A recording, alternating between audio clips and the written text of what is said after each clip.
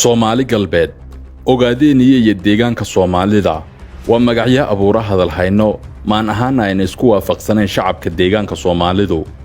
DDS weli waxa ka taagan doodo ku abtirsanaya oo ku xidhiidha magaca deegaanka loogu yeedhayo.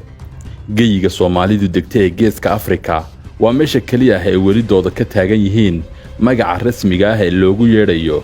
Kolka aynu ka nimaadno dhiganayaasha ku qoran dastuurka deegaanka iyo kan dalka Itoobiya oo ah deegaanka Soomaalida ama Soomaali Kalil waxa jira doodo mararka qaar hoos u dhaca xilliyada xiisaduhu aloosan yihiin jeebadaha lagala soo baxo.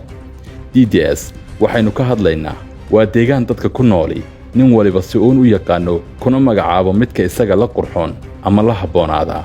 Magacyada ogaadeeniyay iyo Soomaali galbeed ayaa inta badan barbar orda ama la garab wada magaca deegaanka Soomaalida ah. Sidaas oo kale waxa jira dad ugu yeedha magaca gobolka Soomaalida kuwaas oo intooda badan ka daya in ay ku liidaan ama ay yeereystaan meeqaamka deegaanka.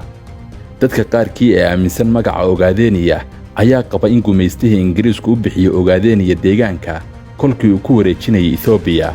Aragtiyaha kuwaas dhaliishan ayaa ku andacooda in magacaasi yahay magac hayb ama beel, taasina ay ka dhigan tahay in hal beel la siinayo deegaanka. Sidoo kale dadka qaba magaca Soomaali galbeed inuu yahay magaca rasmiga ah ee deegaanka ayaa sheega in magacani yahay mid ay dawladda dhexe ee Soomaaliya u aqoonsanayd deegaanka isagoo Allah u naxariistay madaxweyne Maxamed Siyaad Barre oo ugu yeedhay deegaanka Soomaali galbeed. Isla aragtidaas lidigeeda waxaa jirta weer laga diiwaangeliyay madaxweynihii hore ee deegaanka Cabdi Maxamuud Cumar taasoo ahayd in dadka noogu yeedha Soomaali galbeed ay yihiin kuwa naga soo eegaya xagga Muqdisho, sidaas awgeedna ay wanaagsan tahay in laga soo eego xagga Addis Ababa oo kolkaas aynu nahay bariga Itoobiya. Ayaamihii isbeddelkan siyaasiga ah iyo maamul hirgalay waxa meesha laga saaray magacii hore ee deegaanka oo ahaa deegaanka Soomaalida Itoobiya.